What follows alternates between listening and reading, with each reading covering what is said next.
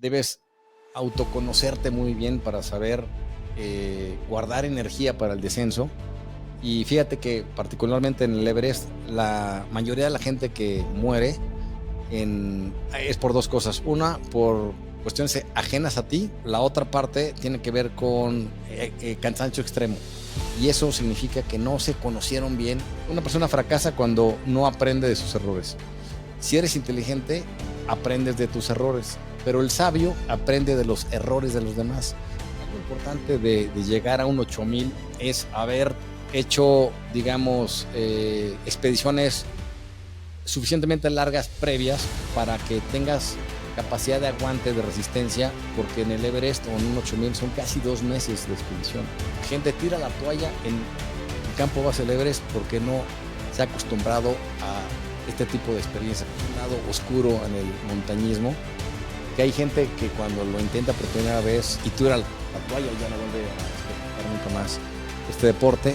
Pero por la otra parte, si tú le ves las bondades, los beneficios que tiene, son únicos. Ver esas vistas únicas, espectaculares, cuando estás arriba de las nubes, esa sensación de libertad, es lo que tienes que pagar, ese costo, digamos, para disfrutar. Yo le llamo con una mochila ligera, en la que puedes desapegarte bien y fácil, porque la mayoría de las expediciones implica desapegarte y no tener pendientes para concentrarte en la expedición. Bienvenidos a su podcast favorito, Hablando Sin Filtro. Yo soy Carlos Camacho y como cada semana tengo un gran invitado. Esta vez me acompaña Andrés Pérez. Andrés, bienvenido, ¿cómo estás? Carlos, gracias. Aquí un gustazo estar en tu podcast, que lleva ya 3 años. Felicidades por tu iniciativa. Muchas gracias, Andrés. De verdad, siempre es como placentero tener invitado en vivo. Y pues bueno, hoy vamos a hablar de unos temas muy interesantes. Me gusta, me apasiona mucho tu historia. Y pues bueno, antes de arrancar, nada más quiero introducir a la audiencia brevemente quién es Andrés. Andrés es un conferencista de alto impacto. Recientemente ha escalado el Monte Everest con su hijo. Establecieron récord, ¿no? Es como el alpinista más joven en los últimos tiempos.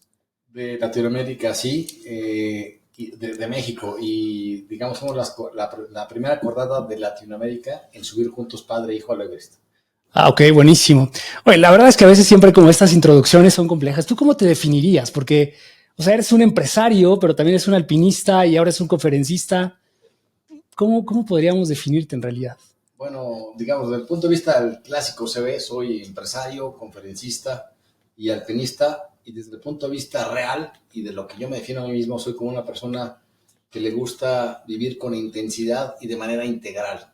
Es decir, que todas las áreas de la vida, ya sabes, la parte social, deportiva, la económica y demás, todas las 8 áreas clave en las que un ser humano se desenvuelve, hacerla con intensidad, con alegría y de manera balanceada. Así yo me autodefiniría. Ok, ¿y cómo empezó este gusto por el alpinismo? O sea, empezaste muy joven, ¿no? Por ahí vi algunas entrevistas tuyas donde comentas que empezaste desde muy niño. Tu padre tenía ya este gusto por la montaña. Sí, fíjate que tuvimos la fortuna, mis hermanos y yo, de que nuestros papás nos llevaran a la montaña muy frecuentemente, al bosque, al campo. Y mi papá se propuso subir el Popocatépetl con nosotros, así que nos entrenamos de manera muy intensa durante mucho tiempo, casi 1 año y medio, hasta que finalmente a los 10 años subí el Popocatépetl. No hay una bitácora, pero yo creo que he sido la persona más chica en subir este segundo volcán más alto de México. Y después lo dejé porque mis papás se divorciaron y fue hasta los 20 que yo volví a llevar a cabo otra vez actividades de montaña de manera aislada con amigos. A los 30 también fui a algunos países, Perú, Bolivia, y ya hasta que nació mi hijo y le encantó también esta pasión por la montaña, fue que empezamos a practicarla juntos con una gran intensidad y una gran pasión. ¿Para ti qué significa la montaña, Andrés? O sea, ¿cómo lo vives? Pues fíjate que para mí es un estilo de vida increíble, y el escaparte de tu rutina, y sobre todo los que vivimos en megalópolis como la Ciudad de México, pues tiene ese doble impacto de poder aislarte de la civilización, separarte un poco de tus actividades, y entonces convives con la naturaleza, ves el mundo desde otra perspectiva, con unas vistas espectaculares, convives con la gente con la que vas a otro nivel mucho más profundo y pues también te aireas, digamos que como un reset que te das a ti mismo cuando sales algunas horas o días o semanas o meses, como ya lo he hecho, de la civilización a la montaña. Ok, tenemos diferentes settings, ¿no? Los 14 8000, ¿no? Que le llaman, que son los puntos más altos o las montañas más altas al que aspira todo alpinista, ¿no? De alguna manera, ¿tú cuántos has escalado Solamente el el Everest Everest? hasta ahora, sí. Y bueno, otras más en las dos otras cordilleras más importantes que son los Alpes en Europa y los Andes en América. Entonces, dos montañas nos marcaron mucho. El Matterhorn, que está en Suiza, y que quizás la montaña es la más fotografiada del mundo. Es preciosa, es como una flecha que va saliendo así hacia la estratosfera, y el Alpamayo en Perú, considerada como la más hermosa del planeta, dicho por una encuesta mundial. Entonces, esas que son, digamos, clave en estas dos cordilleras, pues nos marcaron para ir a llevar a cabo esta hazaña al Everest, la más alta del mundo. Oye, también escuchaba este tema del ego. A veces, ¿cómo lo vives? ¿Cómo vives esa parte? Y ya metiéndonos un poco entre el tema de lo que te da el alpinismo y esto que tú has desarrollado toda tu vida en temas de liderazgo, de alto impacto. ¿Cómo se vive el montañismo en temas de liderazgo? Tiene una gran similitud el ser líder de ti mismo, el autoliderazgo con subir montañas, porque es finalmente un reto que te autoestableces generalmente a nivel personal y debes entonces tener una gran disciplina, un compromiso contigo mismo y una gran determinación para sí poder entrenar y hacer cima, pero lo más importante es disfrutar el proceso, porque ciertamente, sobre todo para una gran montaña, hay que entrenar mucho tiempo y con gran intensidad. Entonces, si no disfrutas todo el proceso, puede ser un dolor de cabeza porque la cumbre representa quizá el menos del 3% del tiempo total. A veces estás ahí 20 minutos. Me ha tocado estar en cumbres en donde no se ve nada porque hay un mal clima, o incluso me ha tocado estar en la cima con tormenta eléctrica y tienes que bajarte de inmediato. Entonces, si centras tu felicidad, la celebración en ese instante, no vale la pena. Entonces, el gozar todo el proceso creo que es de lo más relevante. Y cuando lo hago con mi hijo, pues el liderazgo tiene más impacto porque estoy llevando a alguien, digo, ahorita él ya es adulto, ya es una persona que tiene un gran autoliderazgo, pero en mi proceso de formarlo, digamos, como persona, alpinismo, como alpinista, pues fue vital el transmitirle todos estos conceptos que se vive en el mundo empresarial y que son perfectamente trasladables a la vida personal. Fíjate que a mí me gusta mucho este tema del mindset. Yo siempre creo que todo en la vida es un mindset, ¿no? O sea, al final, esto que mencionas de la cumbre, escuché también una entrevista de un alpinista español, creo que se llama Carlos Soria, si no mal recuerdo el apellido. Es un viejito de 80 y pico años. Sí, lo ubico perfecto. Que lo ves y impresionante. Y él justo mencionaba en una charla que pareciera que el objetivo es la cima, ¿no? Y en muchas frases motivacionales nos lo mencionan como tienes que llegar a la cima. Y él decía, es que la cima no es el objetivo es llegar a la cima y llegar al campo de concentración, ¿no? Donde está el campo base. Entonces, o sea, porque después de eso puedes estar 2, 3 segundos, como dices, 20 minutos, y en realidad no tienes que permanecer mucho tiempo ahí, porque todavía vas a la mitad del camino, ¿no? Entonces, este mindset a veces de que a veces como que piensas que ya llegaste ahí y en realidad hay mucho más por prepararte, ¿no? O sea, esa preparación va más allá. Sí, o sea, sabes que debes autoconocerte muy bien para saber guardar energía para el descenso. Y fíjate que particularmente en el Everest, la mayoría de la gente que muere es por dos cosas. Una, por cuestiones ajenas a ti, avalanchas, caídas de sérax, caídas en grietas, piedras y demás. Pero la otra parte tiene que ver con cansancio extremo.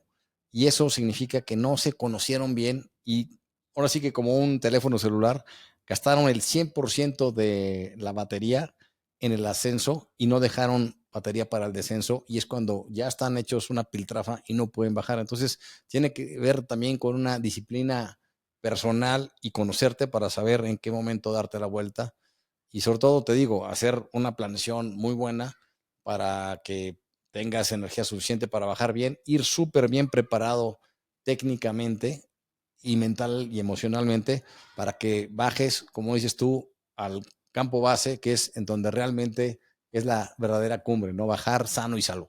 Claro, y esta idea del fracaso, ¿no? O sea, ¿cómo se vive? ¿Cómo vives el alpinismo? ¿Qué te ha enseñado el alpinismo sobre el fracaso?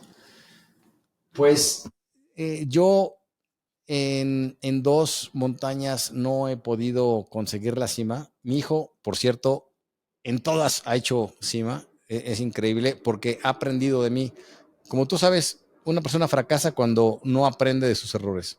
Si eres inteligente, aprendes de tus errores, pero el sabio aprende de los errores de los demás. Entonces, yo le he trasladado este concepto a mi hijo y de mis errores él ha aprendido. Y el primer fracaso que tuve fue en Bolivia, y se debió a que me sentía Juan Camaney, una persona súper, pues, con un gran, quizá, ego. Me sentía muy fuerte, muy capaz, y dije, yo no necesito aclimatarme para subir el Huayna Potosí, un 6100 casi. Y entonces, en mi entrenamiento en México, no hice ascensos de montañas altas. Entonces me fui bien fuerte con condición, y allá tampoco hice ninguna montaña de aclimatación previa, y entonces me dio un edema pulmonar porque salí de La Paz, la capital más alta del mundo, por cierto, que está a 3600, y subí a 5800 en menos de 24 horas. O sea, son 2200 metros de desnivel en un día, y si no estás aclimatado y subes tan rápido, pues obviamente te vas a afectar. Y yo, por no llevar a cabo ese proceso de aclimatación que implicaría irte primero a una montaña más leve o subir más lentamente en 2 o 3 días, lo hice de un jalón y obviamente me dio este edema pulmonar, casi muero. Entonces aprendí en ese fracaso que todo en la vida tiene sus tiempos y hay procesos que no puedes acelerarlos, no puedes irte por el acotamiento y tienes que ser paciente. Entonces aprendí que la paciencia en esos procesos en la vida hay que hacerlos así. Y el segundo fracaso que tuve en el Kilimanjaro fue por lo mismo. Ya me había curado, digamos, del edema, ya había hecho otras montañas altas y demás, pero por cuestiones logísticas, cuando llegamos a Tanzania, no fuimos directamente a subir la montaña más alta de África, sino fuimos a la playa primero, y entonces toda la aclimatación la perdí. Estuvimos ahí casi 10 días y luego emprendimos el ascenso, y entonces me pasó lo mismo y dije nunca más. Así que en el Everest hice, obviamente, y en las siguientes montañas, pues una aclimatación como debe ser, lentamente, siguiendo los protocolos. Ahora sí que no salirme del huacal, no irme por el acotamiento, y ya no tuve ningún problema. ¿Cómo es esta parte del aclimatamiento que nos comentas? O sea, ¿cómo funciona esta parte de... Sí, significa la aclimatación en la montaña es que debes, por ejemplo, en el caso del Everest, la montaña mide 8848, y tú debes de ir subiendo poco a poco, y tu cuerpo se debe ir aclimatando a niveles más altos de altura cada vez, pero lentamente. Entonces, típicamente se llama, o hay un dicho en la montaña que es, subes alto y duermes bajo. Entonces, por ejemplo, para llegar al campo base del Everest, sales de 2.800 metros sobre el nivel del mar para llegar a 5.400 metros que está el campo base. Y eso lo haces en 8 días, subiendo cada día quizá 500 metros por día de desnivel. Entonces, así es como te vas acostumbrando lentamente. Es un proceso lento del cuerpo de aclimatarse a la altura. Y una vez que estás ahí en campo base, lo mismo, tienes que subir primero un 6.000 y bajas. Luego subes a campo 3 a 7.000 y bajas. Y ya que estás listo, ahora sí vas hasta la cima. Es decir, lo que no se vale en el alpinismo es subir de un jalón porque te desequilibras y te te sucede un edema, ¿no? Un mal de montaña importante. Y que aparte son días específicos, ¿no? También las condiciones climáticas, o sea, Sí, para hacer cima en un 8000 se tiene que esperar la ventana, que es este espacio de buen clima, sobre todo poco viento, para que puedas tener oportunidad de hacer cima. Y en las partes bajas, si hay tormenta relativa, dependiendo, digo, el tramo y demás, puedes sí aventártela, pero ya en la parte alta definitivamente tiene que haber una buena ventana de buen clima. ok. También en estos trayectos tan largos, o sea, porque no todas las montes son iguales, ¿no? Hay unas que, o sea, yo he hecho, no sé, el pico ahí en Ajusco, el desierto de los Leones, o sea, cosas muy leves, ¿no? Que vas un día y es distinto, o sea, pero es como ese gusto por estar en la naturaleza. O sea, esta conexión que yo percibo estando en la naturaleza es algo increíble. ¿Qué se siente estar en el Everest? Es algo brutal, fíjate que algo importante de llegar a un 8000 es haber hecho, digamos, expediciones suficientemente largas previas para que tengas capacidad de aguante, de resistencia, porque en el Everest o en un 8000 son casi 2 meses de expedición.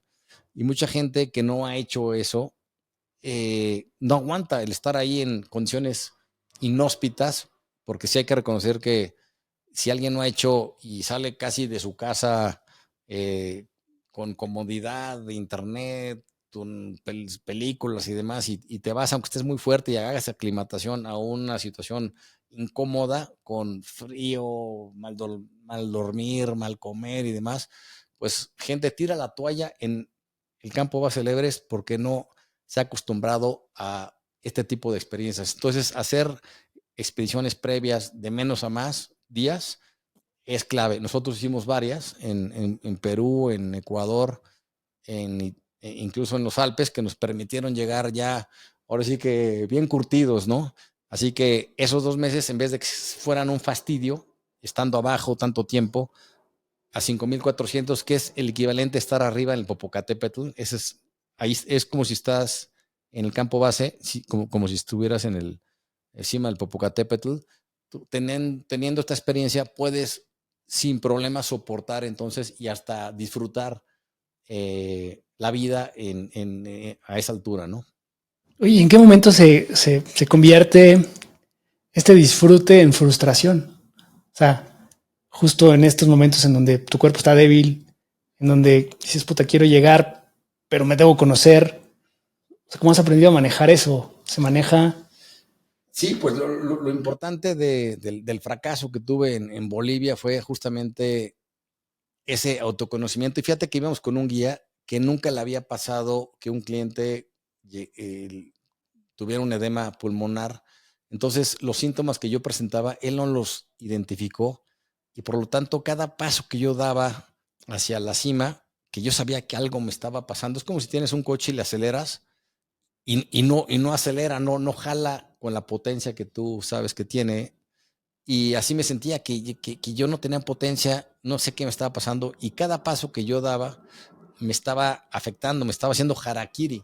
Entonces, lo importante a la manera de aprendizaje es poder identificar esos momentos en experiencias futuras. Y, y obviamente como fue una experiencia muy fuerte la del Huayna Potosí, pues lo podría identificar muy fácilmente si me volviera a suceder. Lo más importante en una montaña en los Himalayas es el mantenerte sano, porque como son tantos días de expedición y tu cuerpo está a pues, más 37,5, digamos, ciérralo en 38 grados sobre cero, tú estás, cuando haces estas aclimataciones y estás a la intemperie, estás respirando a temperatura promedio de menos 30 grados. Entonces, fíjate, más 38 y respirar aire frío a menos 30 es un contraste durísimo y mucha gente se enferma de las vías respiratorias. Entonces, el juego se llama cómo no eh, enfermarte y tienes que ser muy cuidadoso para ello, ¿no? Eh, y sobre todo tener la mente, digamos, enfocada, bien, digamos, adiestrada a estas situaciones adversas para que tengas, digamos, la templanza y la inteligencia emocional para poder seguir subiendo hacia la cima. Y también te escuchaba que hablabas sobre la planeación. O sea, tú tienes un plan estratégico previo a llevar a cabo esta expedición. O sea, ¿en qué consiste? ¿Cómo fue que tú planeaste hace cuántos años previo a ese 2023 que decidiste subir el Everest? Sí, fíjate que nosotros decidimos subir el Everest 4 años antes, al bajar de la montaña más alta de Europa Occidental, se llama el Mont Blanc. Lo hicimos en 2 días, ese ascenso y descenso en vez de en 3 días. Entonces nos sentimos muy bien en Francia, es una montaña que está entre Francia e Italia. Y dijimos, vamos a subir el Everest en 2023, es decir, 4 años después de cuando nos lo propusimos. Y entonces establecimos un plan estratégico de 4 años subiendo montañas en varios países con mayor grado de dificultad cada vez. Y paralelamente, pues también nos propusimos desarrollar capacidades físicas y competencias de escalada que no teníamos y eran indispensables para subir el Everest. Entonces fuimos haciendo especie como de checklist de nuestro plan y ya la parte final fue un entrenamiento muy intenso para desarrollar la fuerza y la condición física necesarias para el ascenso ya en el Himalaya. ¿Y cómo se veía ese plan? Bien, fíjate que yo creo que una de mis cualidades es la planeación. O sea, yo sé qué voy a hacer el próximo año en verano y todo lo hago con anticipación. Es como una habilidad que tengo quizá innata. Ves que habemos gente con esa expertise, hay gente más emocional, otros más creativos, más, digamos, con la inteligencia más de analítica y demás. Esa es mi gran expertise. Entonces, eh, para mí ha sido muy fácil el hacer planes estratégicos a nivel empresarial y ahora en la montaña también.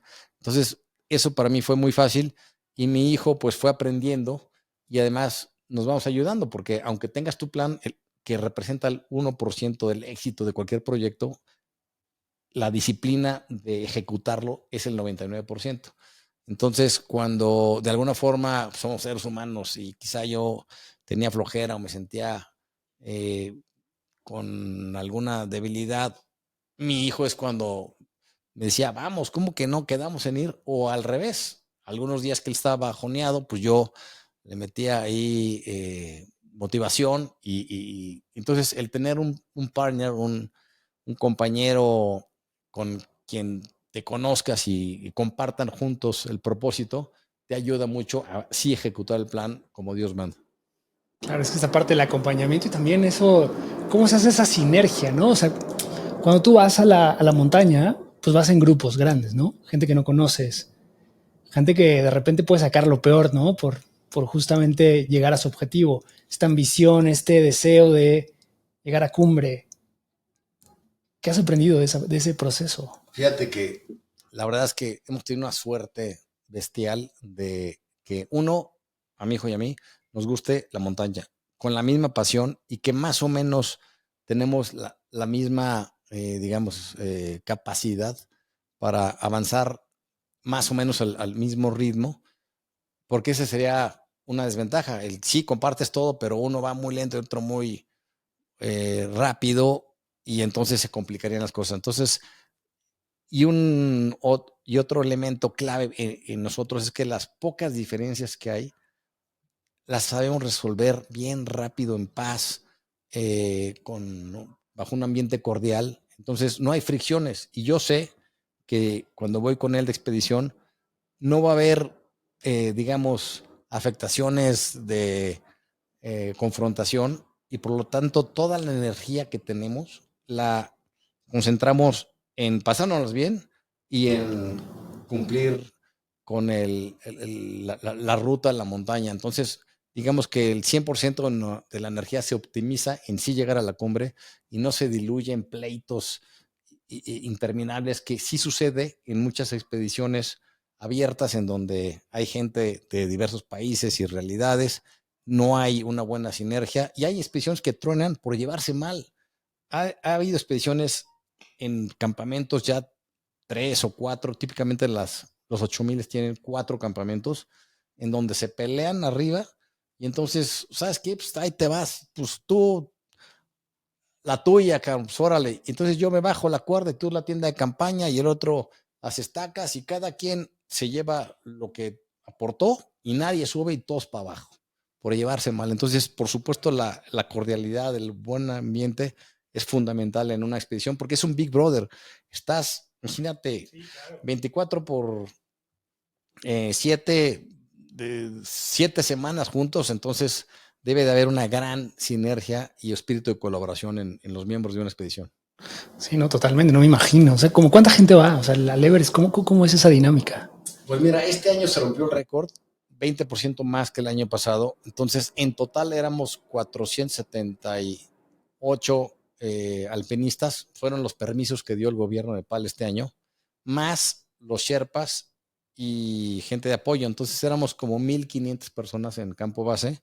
Por cierto, es increíble porque es como un pueblo que se monta a principios de abril y se desmonta en mayo. Y fuera de estos 2 meses está vacío, o sea, no hay nada.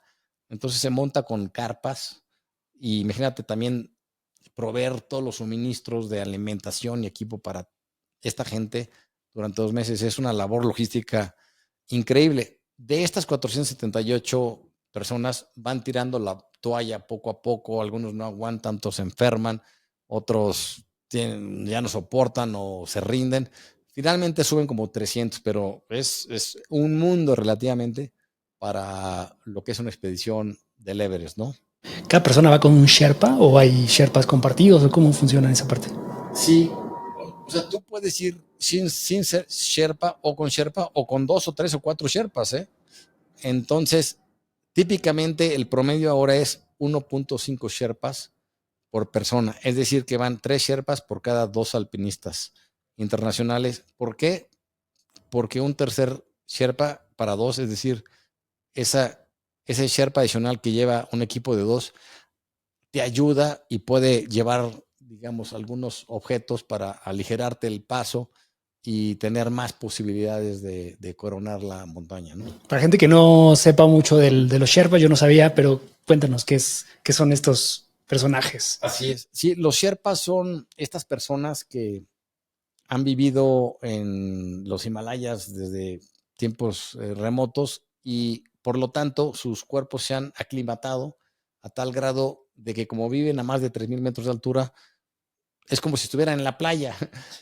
Entonces se desenvuelven perfectamente bien y además, como han vivido en la montaña, tienen muy buenas habilidades alpinas y además que cargan lo que quieras, o sea, son muy fuertes. Entonces, hoy por hoy son como los guías de los alpinistas internacionales por estas capacidades únicas que tienen a nivel físico, ¿no? Es impresionante. Yo vi tus videos ahí, sí, te los recomiendo, amigos, en el canal de Andrés, que vas describiendo como esta aventura, esta travesía que hicieron en el Everest con tu hijo, este momento de enfermedad, ¿no? Que de repente empezaron a sentirse mal y que casi pierdes la posibilidad de hacer la escalada, ¿no? ¿Qué fue? ¿Cómo lo viviste ese momento? ¿Qué sentiste? Sí, fíjate que para mí, Carlos, ese fue el momento, digamos, más eh, retador de la expedición porque sabíamos de la posibilidad de que te enfermaras, ya lo traes aquí en tu mente y entonces estás tratando de que cualquier persona que ves toser o estornudar, así con signos de que está enfermo, te alejas o te pones tapabocas. Y ahora hay unos domos donde caben 25 personas, unos domos blancos como unas esferas grandes, y ahora son esos los comedores. Ahí desayunas, comes y cenas con tu grupo de más o menos 25 personas. Entonces, son muy cómodos hoy y además tienen una especie de ventanas de plástico, entonces tienes visibilidad, son relativamente calientitos porque pues, obviamente tapan los vientos helados, pero lo malo es que como estás conviviendo en un ambiente cerrado totalmente, si alguien se enferma, contagia a los demás así. Entonces nosotros cuando bajamos de la primera rotación a campo 3, estábamos muy contentos porque íbamos perfectamente haciendo todo el plan de la expedición.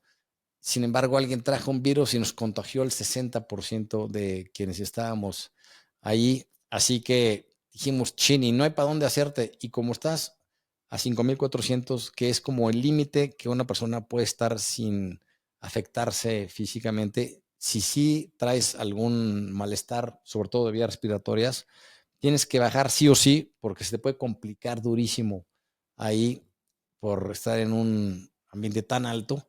Así que al darnos cuenta que nos afectamos, al día siguiente se empezó a complicar en la noche y todos bajamos a diferentes lugares, mi hijo y yo, a un lugar que se llama Periche, 2 días caminando montaña abajo, 20 kilómetros para curarnos a 4,200. Entonces tuvimos que estar ahí curándonos con antibiótico durante 8 días y haciendo changuitos para que sí pudiéramos recuperarnos a fin de regresar y poder aprovechar la ventana, porque si no lo hacíamos en ese tiempo, se nos iba a ir la oportunidad de seguir adelante. Entonces, afortunadamente, en 8 días nos recuperamos, subimos de regreso 2 días a campo base, descansamos un día y al día siguiente, ¡pum!, salimos hacia la cima, que implicaba 5 días de subida y 2 o 3 de bajada.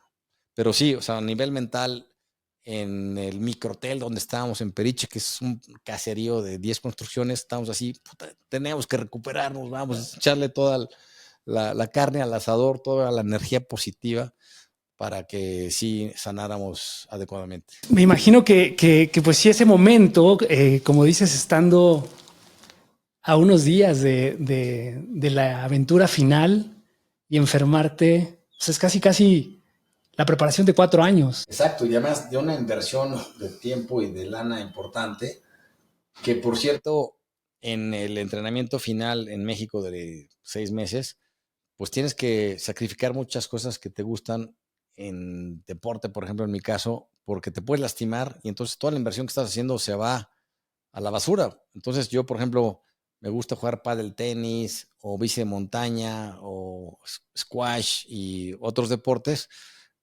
y los tienes que dejar de hacer porque si te lastimas un tobillo no es por jugar tenis, se te va al Everest. Entonces tienes que ser muy cuidadoso en cuidarte, tanto, o sea, sobre todo desde el punto de vista de salud, para llegar así lo mejor posible a la expedición. Pero ahí sabes que pueden suceder estas cosas.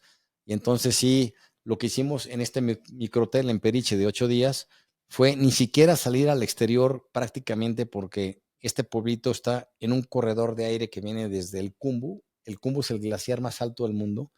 Entonces viene un aire helado a gran velocidad y pasa por este caserío. Entonces, si sales, te puedes volver a enfermar. Entonces, también estar como en una cárcel 8 días nada más en nuestro cuartito y salir a comer y regresar. Pero pues era lo que teníamos que hacer para curarnos, ¿no? Cuando lo cuentas así, o sea, parece como una experiencia y someter tu cuerpo a situaciones extremas. Y mucha gente pensará, pues qué necesidad, ¿no? Por ahí dicen que el montañismo es el arte de gozar el sufrimiento. Porque la verdad, si lo ves desde una parte de la moneda que sí es real y sí existe, pues puedes decir, oye, ¿qué haces aquí? Es un dolor de cabeza porque pues comes mal, tienes frío, eh, a veces no puedes dormir bien.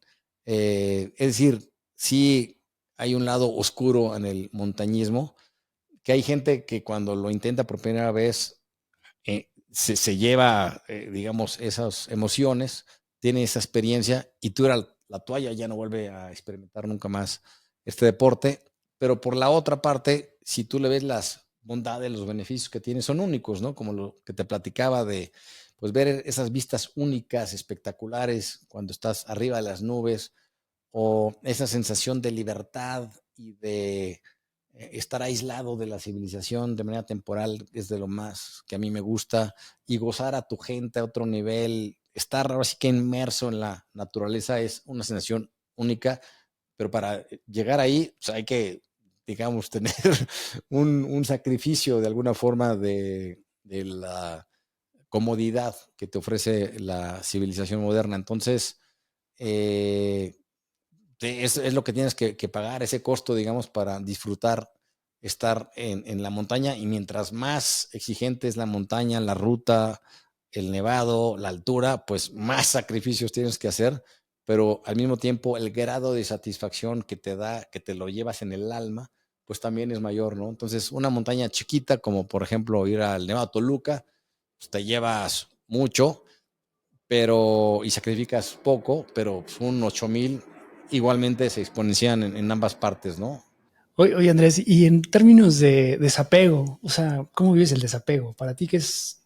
O sea, mañana podrías irte a una expedición de 8000 y no regresar, ¿no? Sí, yo creo que tienes que tener un espíritu libre, eh, y también vivir, digamos, como yo le llamo, con una mochila ligera en la que puedes desapegarte bien y fácil, porque la mayoría de las expediciones implica, uno, desapegarte y no tener pendientes para concentrarte en la expedición, porque la concentración tiene que ver muchísimo para el éxito en un reto de montaña, y también el ser un buen administrador o empresario o tener una buena gestión para que todos tus pendientes los dejes, digamos, cerrados o los dejes en stand-by y no te estén quitando enfoque allá y tengas total, digamos,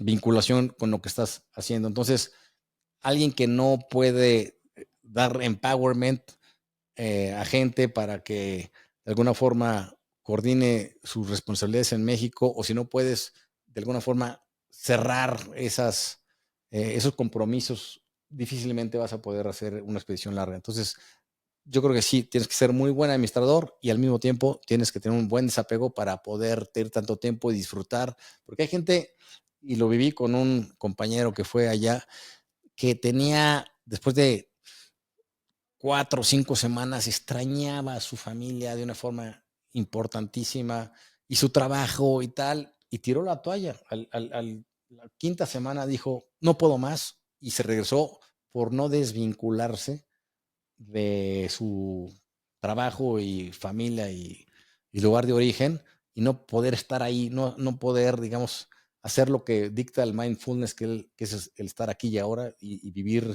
digamos, el presente. Él no estaba viviendo, digamos, otra realidad en su cabeza.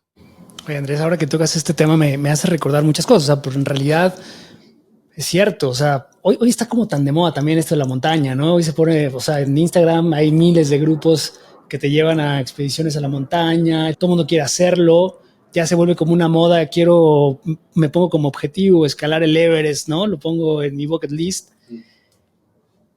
¿Qué tan peligroso es esto? O sea, porque realmente a mí cuando yo te escucho hablar y he escuchado estas entrevistas de este señor que te compartí hace un momento, o sea, se nota una pasión, se nota no sé, como un estilo de vida en realidad. O sea, hay algo de fondo que tienes que interiorizar, ¿no? Es esta parte del desapego. O sea, como que hay demasiados aprendizajes en el montañismo y es más allá de una moda. O sea, pero hoy cómo lo ves, o sea, con este boom que se da el año pasado, creo que ha sido el año que más personas han muerto en el Everest, ¿no? Y murieron 18 personas. Es la mayor tragedia en el Everest, fuera de un terremoto que hubo, pero cuando fue el terremoto y hubo una avalancha murieron 22, me parece, pero ni siquiera habían salido a los campos altos, de tal forma que este fue el peor año, el 2023, en ese sentido. Y yo creo que sí, necesitas, además del desapego, ser una persona que le guste el riesgo y la adrenalina pura. Entonces, eso lo vas, digo, ya lo traes en tu ADN y lo vas, digamos, confirmando en la medida en que vas haciendo montañas, pues cada vez más, digamos, complicadas y riesgosas. Por ejemplo, el Matterhorn que subimos, que es, te digo, quizá la montaña más emblemática de los Alpes, es la que más fallecimientos ha tenido en la historia del alpinismo mundial, más de 700, más del doble que en el Everest. Entonces, para nosotros, mi hijo y yo, el hacerla previamente y poder manejar tu mente en esta montaña que tiene 1200 metros de desnivel, es como una piedra así brutal, para que me entiendas y tener una perspectiva. La Torre Mayor o la Torre BBV, para los que están o conocen en la Ciudad de México, en la Avenida Reforma son los edificios más altos, equivaldría a 1200 metros a poner 6 torres Reforma, o 6 torres BBV, las torres más altas de esa avenida, Y cuando estás abajo y ves hacia arriba y dices, yo lo tengo que subir y bajar el mismo día, pues es un gran reto y además échale la dificultad de la roca y del estilo al que debes escalarla. Entonces, eh, obviamente no te vas a enfrentar a una montaña de esta naturaleza en un inicio, debes prepararte previamente y ir desarrollando habilidades de montaña de menos a más hasta que te sientas bien, porque si no es un suicidio.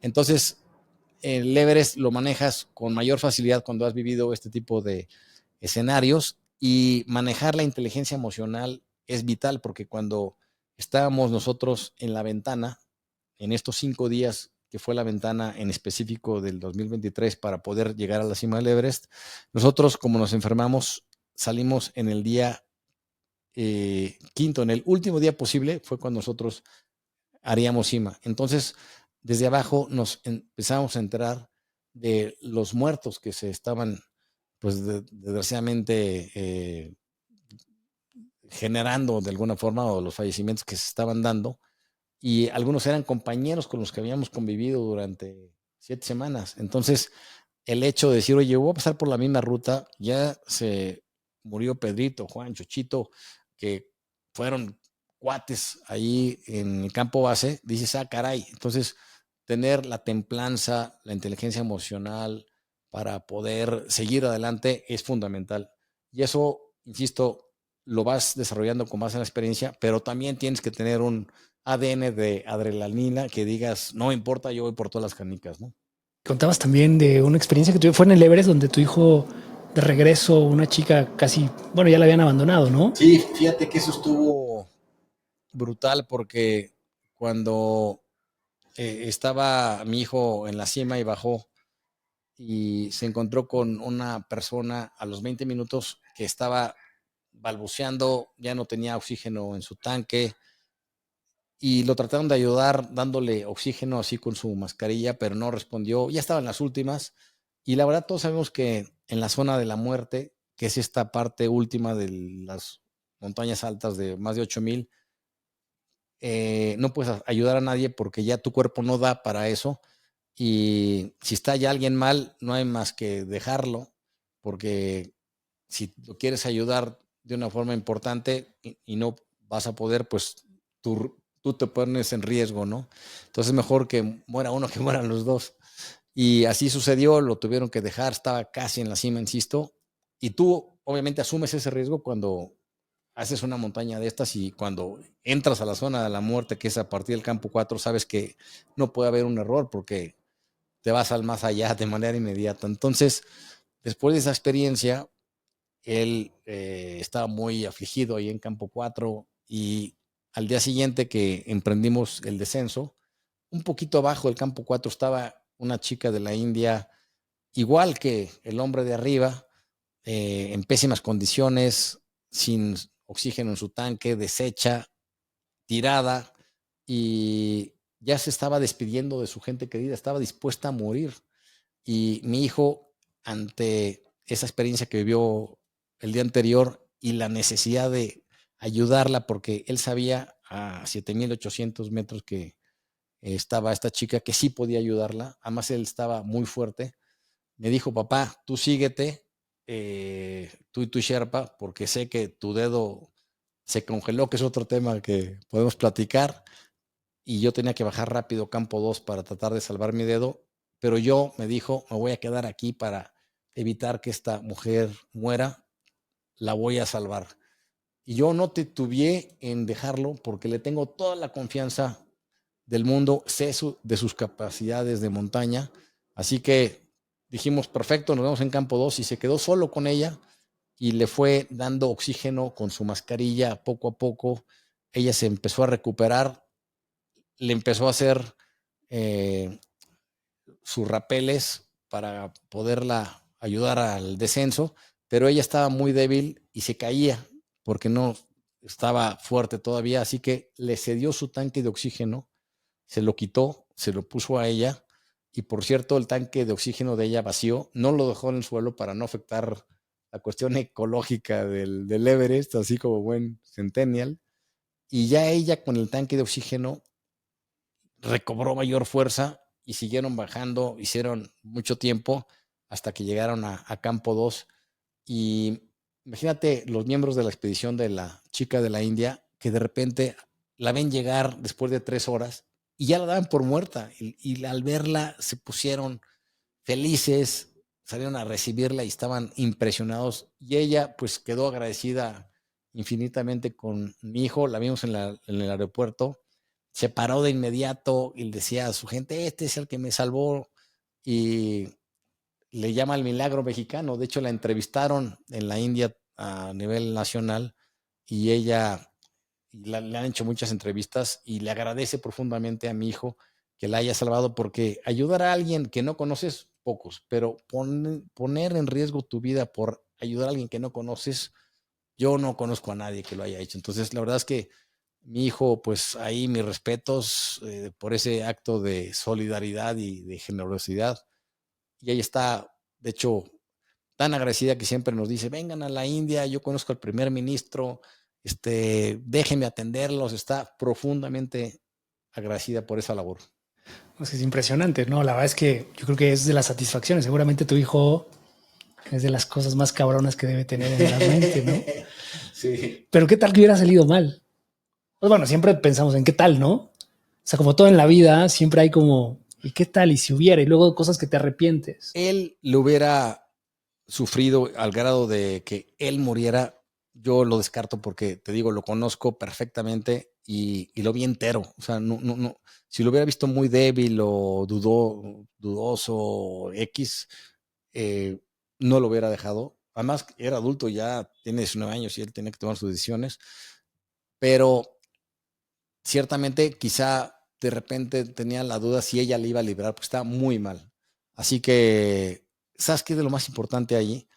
Cómo él le transmitió confianza y de alguna forma deseos de vivir, porque ella lo vio a mi hijo como un chavo entero, dando todo por ella, y ella como que internamente hizo un cambio de chip y le transmitió confianza, y ella entonces dijo, sí puedo, voy a bajar, porque sintió esa conexión, esa colaboración, ese empuje, y entonces se decidió a vivir. También eso influyó muchísimo. La actitud que él mostró le inyectó vida. Yo creo que son esos aprendizajes también que te deja la montaña, ¿no? ¿Cómo ves la muerte, Andrés? Pues fíjate que a mí me gusta mucho, te digo, todo lo que es adrenalina, es parte de mi naturaleza. Ando en moto, me gusta el buceo, y mientras más, eh, digamos, difícil es la montaña, en este caso, más me atrae, sinceramente. Entonces, yo me gusta vivir intensamente el presente y no le temo a la muerte, pero no pienso en ella. O sea, yo sé y tengo una gran confianza en mí mismo de que yo voy a ser muy longevo, porque mis padres siguen vivos y mi abuela se murió a los 105 años. Entonces, yo sé que voy a seguir a los 90 años andando en moto, voy a seguir todavía a mis 56 años muchas montañas más. De hecho, mi objetivo de octubre es subir el Amadablam, que es una belleza de montaña, quizá la más hermosa de los Himalayas, y el próximo año el K2, que es la más peligrosa del alpinismo mundial, o la más difícil, así se considera, y tengo todavía para rato. Entonces yo sé que no va a pasar nada, porque pues, yo creo que por lo menos hay que vendérsela a sí mismo.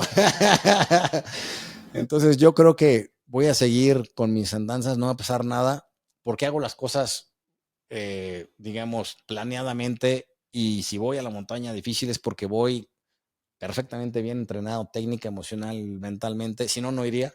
Entonces, y como voy fíjate, otra cosa que creo que nos ha ayudado, o a mí en lo personal, es la humildad con la que te acercas a una montaña, porque mucha gente dice, voy a conquistar la montaña, que no me gusta ese término en general, porque o la voy a dominar o el Everest me la pela.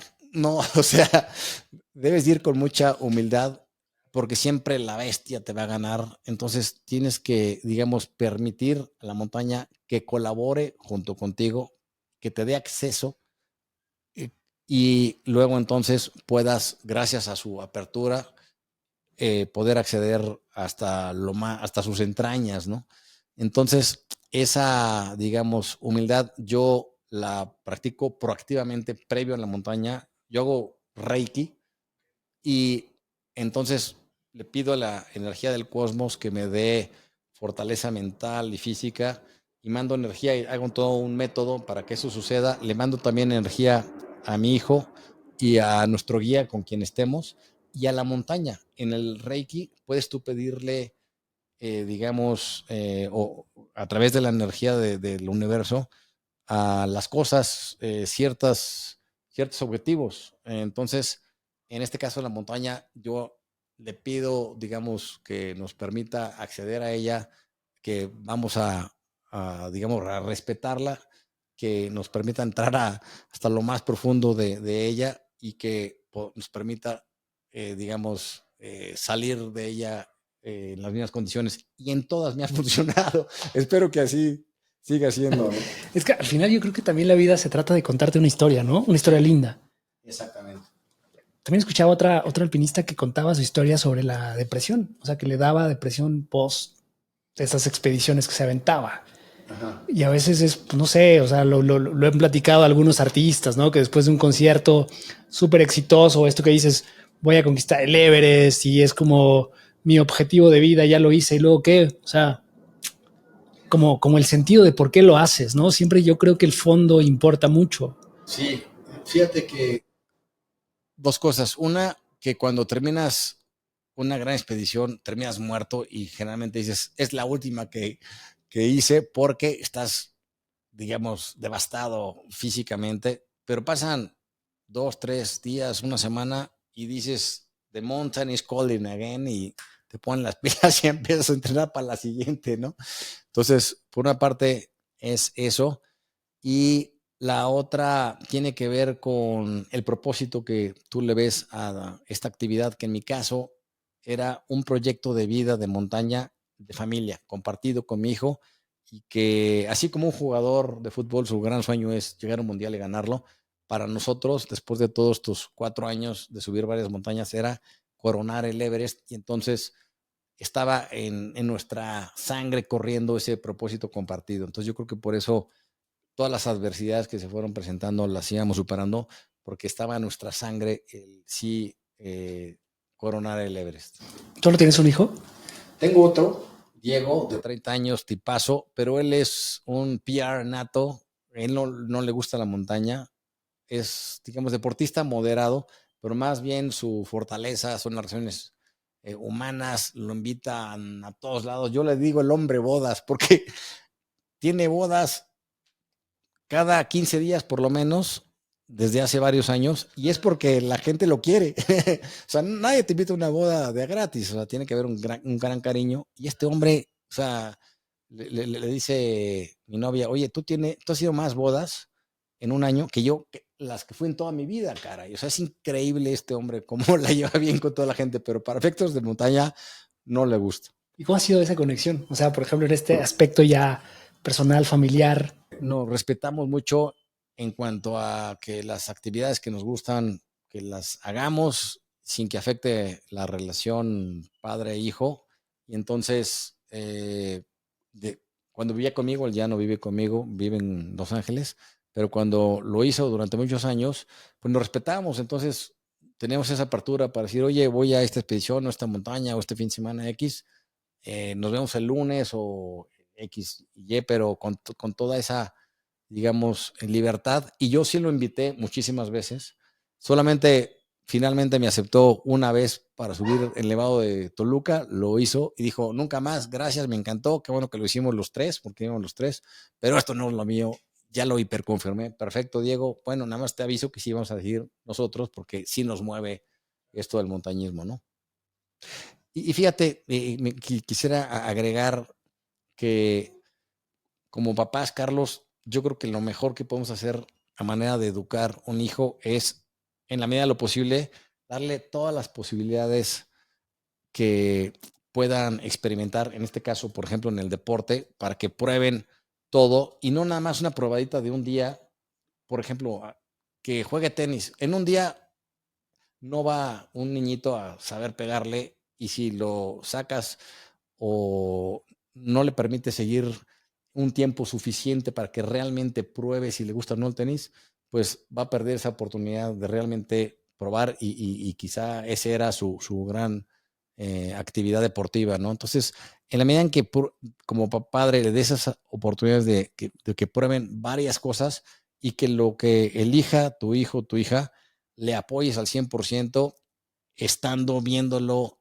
y en la medida de lo posible, pues financiándolo, pero sobre todo estando ahí con ellos, pues le da al niño muchísima confianza y seguramente se va a desenvolver muy bien en ese deporte. Afortunadamente, por ejemplo, mi hijo grande, Diego, le gustó el fútbol, yo lo iba a ver, lo apoyé, llegó a, creo que, no sé si casi segunda división, hasta que finalmente, digo, no tuvo el nivel como para seguir. Y afortunadamente con mi hijo Andrés, su pasión y la mía coincidieron en la montaña y eso hizo clic y por eso llegamos hasta donde hemos llegado en el Everest, ¿no? Sí, esa parte de ser padre también es complejo, ¿no? Porque a veces uno quiere proyectar todo eso que no hiciste en los hijos. Hay muchas veces los forzas incluso a hacer otras cosas que a lo mejor no es su pasión, pero cómo los vas canalizando a cada uno, ¿no? Qué padre poder encontrar esa conexión con Andrés, pero bueno, en el caso de Diego, pues igual apoyándolo desde otro lugar, ¿no? Pero, ¿cuáles han sido tus aprendizajes en la crianza? O sea, aquí hay mucha gente que nos escucha que son padres y a veces hay como muchas inquietudes al respecto. ¿Qué ha sido lo que más has aprendido en términos de crianza? Pues mira, yo tengo la fortuna de que me llevo muy bien con ellos. La verdad, gente que me conoce me dice, oye, qué suerte tienes que te salieron muy bien tus hijos, pero yo creo que no es que te salgan, tú creas esa cordialidad y ese ambiente de paz, de armonía, con el ejemplo y con, digamos, buena vibra y con a veces, digamos, políticas o con reglas. Entonces, yo afortunadamente viví una vida de gran armonía con ellos porque, digo, viví porque ya no están conmigo los dos. Uno vive, te digo, en Los Ángeles y mi hijo Andrés vive ahora en Europa, está estudiando allá. Pero hasta el año pasado que estábamos juntos, pues una maravilla de ambiente, la verdad, familiar, pero porque así lo creamos. Y entonces yo creo que por una parte, tú como papá, mamá, eres el gran responsable del ambiente que va a prevalecer en la familia. Y para mí es como el ambiente familiar o empresarial, como una jarra de agua que es neutra, no sabe a nada. ¿Y cómo vas a ver después de una expedición de 2 meses, por ejemplo? Pues va a depender de todos los comentarios que tú le vayas virtiendo a esa agua, de tal forma que si son comentarios positivos, agradables, cordiales, de celebración, que tú, digamos, veas lo bonito de las personas y se los hagas saber, pues esa agua va a saber deliciosa. Y por el contrario, tú sabes, le echas mierda al agua y cómo vas a ver. Lo mismo en la familia. Entonces, yo creo que me he encargado, y quizá parte es mi ADN y parte sí lo hago estratégicamente, de estar virtiendo comentarios que agreguen valor al ambiente familiar y por eso creo que nos ha ido muy bien en ese sentido. Y un segundo componente que yo siempre recomiendo es dar la libertad total, dar como un buen empoderamiento a los hijos para que ellos elijan la mayor parte de su destino. Entonces, hay papás y mamás hipercontroladores que yo digo, yo mando y deja de hacer, yo nunca castigaba. O sea, yo era desde chavitos, no sé, 15, 16, 17, yo decía, oye, ¿vas a regresar o no a la casa a dormir? Si no regresas, nada más avísame, no hay fijón. Y esa libertad que les di tan chavos en relación con la libertad o poca libertad que les daban los padres de sus amigos, hizo que se sintieran con una gran confianza y que no tuvieran esa sensación de reventarse y de alocarse porque por primera vez podían hacerlo a los X años, a los 17, o hoy están mis papás, entonces vamos a echar la casa por la ventana. Entonces, como siempre tuvieron esa confianza y esa libertad, siempre digamos, digo, obviamente echaron sus borracheras y locuras como cualquiera, pero fue esporádico y siempre creo que se han actuado por el camino del bien, dada la libertad y confianza que han tenido en la casa. Oye, Andrés, también aprovechando, hace rato mencionabas esto, ¿no? Que tu hijo es centennial. eh, y realmente ha cambiado mucho el modelo de crianza, ¿no? O sea, cuando tú lo extrapolas a esa crianza que tú tuviste, o sea, esa relación que tenías con tus padres, ¿qué diferencias son lo que más notas de esta época? ¿Cómo lo has evolucionado también en tu negocio? O sea, has visto bastantes cambios, ¿no? Sí, mira, yo tuve la fortuna de que mi papá fue un muy buen formador. A cada, digamos, vivencia que teníamos, le sacaba el aprendizaje y nos lo decía. Y la mayoría de, digamos, los aprendizajes que yo tuve fue a través del deporte. Entonces, por ejemplo, si vas a subir a la Jusco y bajar, o vamos a ir hoy a caminar al desierto de los Leones hasta el Cerro San Miguel, que es el más alto, y bajar. Hay gente que pues, oye familia, vamos, subes y bajas, y ahí quedó. Pero si le metes el aprendizaje y lo vives y lo comentas allí, tiene otro impacto en tu vida. Entonces, oye familia, vamos a ir al Cerro San Miguel, vamos a disfrutar la naturaleza. Lo importante es que convivamos y que también lleguemos, que es nuestro gran objetivo, al Cerro San Miguel, que disfrutemos y cuando lleguemos vamos a de alguna forma celebrar con unas buenas quecas allá abajo. Entonces vas, lo haces y entonces el significado fue contundente. Entonces creo que tuve esa formación y es lo que yo he aplicado en mi vida. Entonces a mí en la empresa me ha ido muy bien porque he manejado esa lógica y también quizá porque a lo mejor tengo una cualidad para desenvolverme bien con las diferentes generaciones, pero sí creo que al centennial y al millennial, que mi hijo grande es millennial, tiene 30, pues les gusta más lo inmediato, ya sabes. Creo que, fíjate que nos han invitado mucho a dar pláticas a escuelas y me dicen todos los padres y maestros cuando voy previamente y les digo, ¿qué es lo que quieres que transmita? Y me dicen casi el 90% de ellos, el gran problema que tenemos con nuestros hijos en caso de padres o de los alumnos en caso de maestros es que viven en el celular, no tienen objetivos de largo plazo, eh, no se esfuerzan por algo que realmente les apasione, están así como abotagados en el sofá, echados, perdiendo su vida en el teléfono.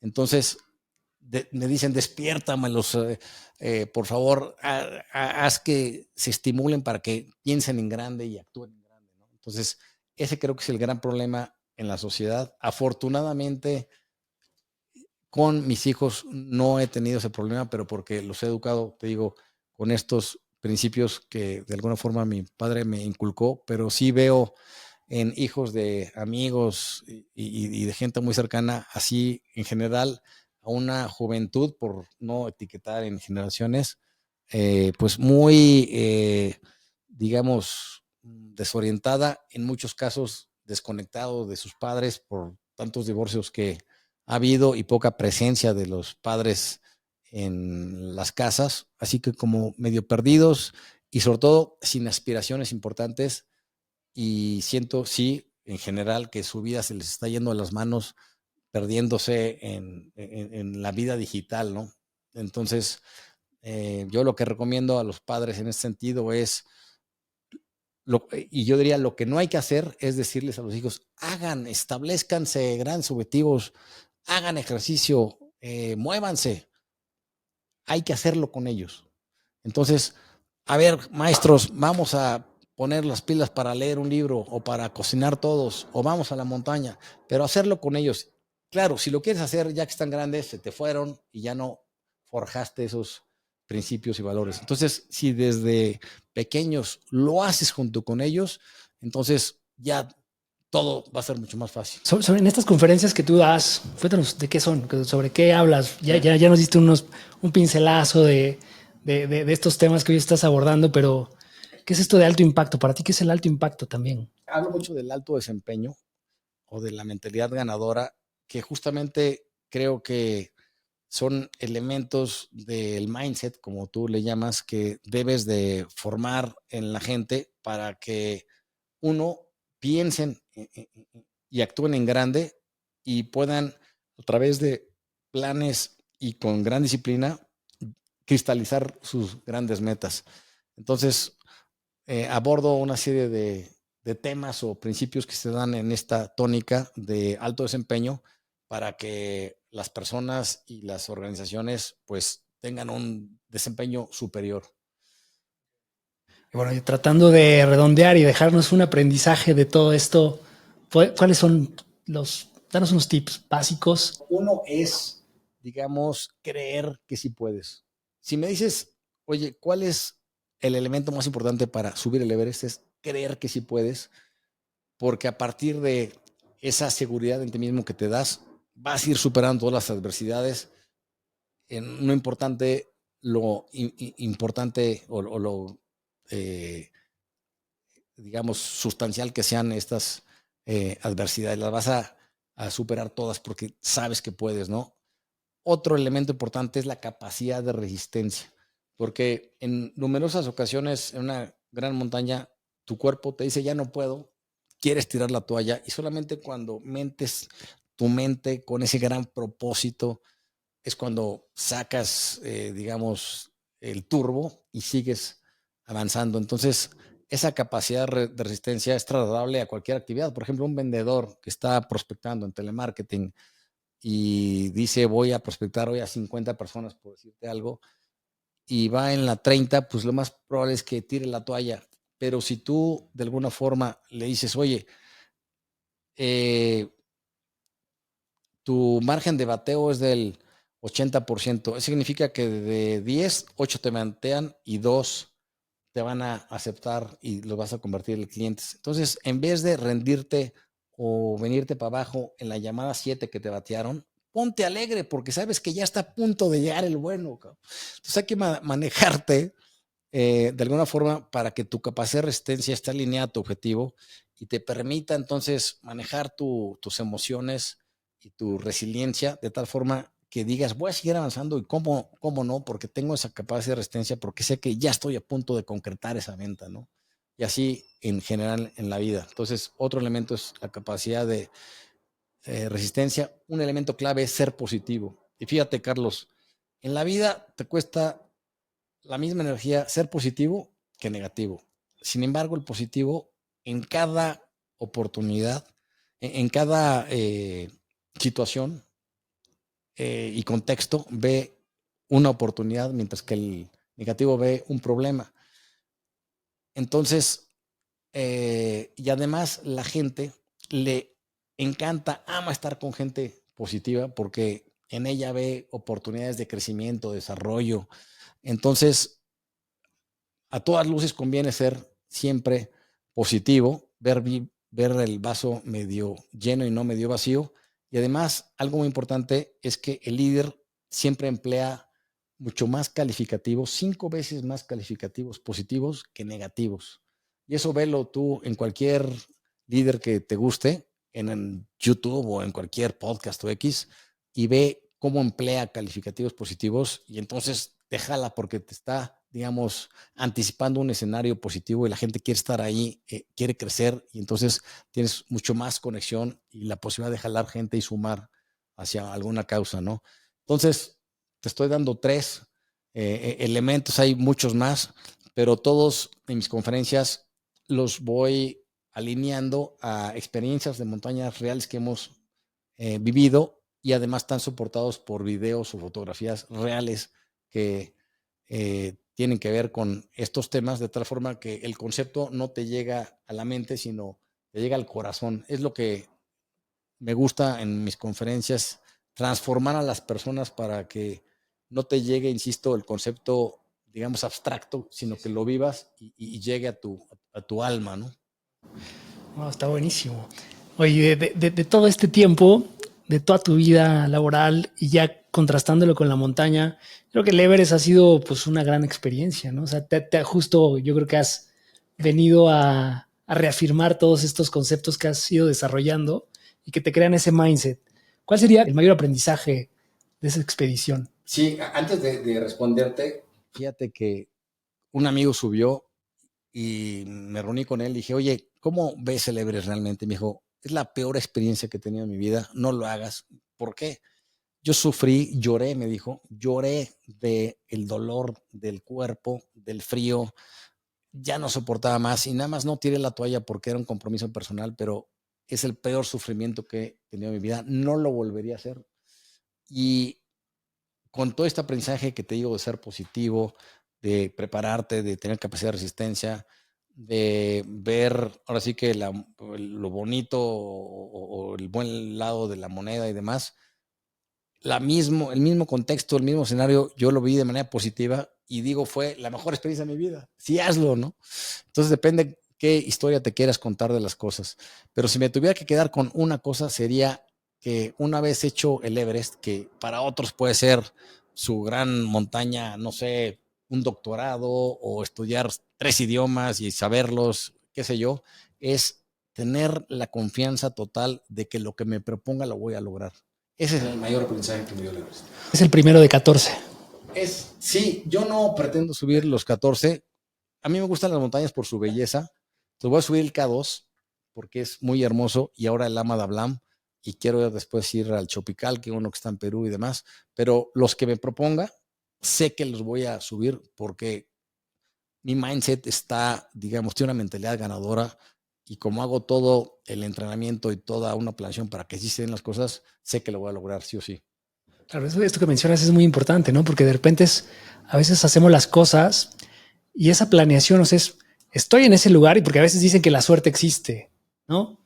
Pero la suerte no llega de la noche a la mañana. O sea, todo hay miles de horas detrás de preparación, ejercicio físico, alimentación, pensamiento, etcétera. O sea, para llegar ahí en una condición óptima, ¿no? Al final del día no es como de vamos al Everest mañana y ya, ¿no? O sea, creo que también eso a veces no se ve mucho.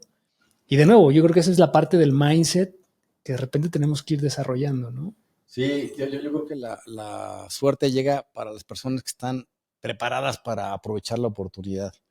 Y en el caso de la montaña, pues tú vas por ellas, no se dan así las oportunidades. De hecho, conseguir patrocinadores, por ejemplo, es todo un viacrucis y realmente poder hacer una expedición es como hacer una tesis en la universidad, es muy complicado. No, deja el entrenamiento, la parte logística de financiamiento, de conexiones, dejar todo bien en México para que te puedas ir tranquilo. O sea, la verdad es, digamos, un monumento al esfuerzo que lo buscas tú, nada de suerte. O sea, tú creas tus oportunidades y las logras si es que tienes esa disciplina y convicción para lograrlo, ¿no? Oye, Andrés, de verdad que qué padre es platicar contigo. Creo que nos fuéramos a seguir, pero bueno, también quiero ser respetuoso de tu tiempo. Antes de que nos despidamos, o sea, algo que quisieras decirnos a la audiencia de Hablando Sin Filtro, algo que no te pregunté y que creas que es importante que la audiencia conozca. Pues yo quisiera invitar a todos a que cada uno, según sus intereses, sí tenga una gran montaña por subir y para que realmente sea un reto importante, tiene que implicar necesariamente el que debas de desarrollar nuevas competencias que hoy no tienes para poder lograr tu gran sueño. Porque si con lo que hoy sabes, en conocimientos, experiencia, lo puedes lograr, quizá no es realmente retadora esa montaña. Entonces, uno, que te pongas una gran meta. Dos, que emplees tus fortalezas, porque hoy es tan competido, el entorno es tan incierto y cambiante que solamente identificando tus fortalezas y desarrollándolas para volverte un experto puedes ser competitivo. Y tres, que establezcas un plan estratégico para lograrlo, pero que si no estás disfrutando el camino, si no estás disfrutando todo el proceso para concretar tu gran objetivo, tu gran sueño, vale la pena hacer un alto en el camino y cambiar de montaña.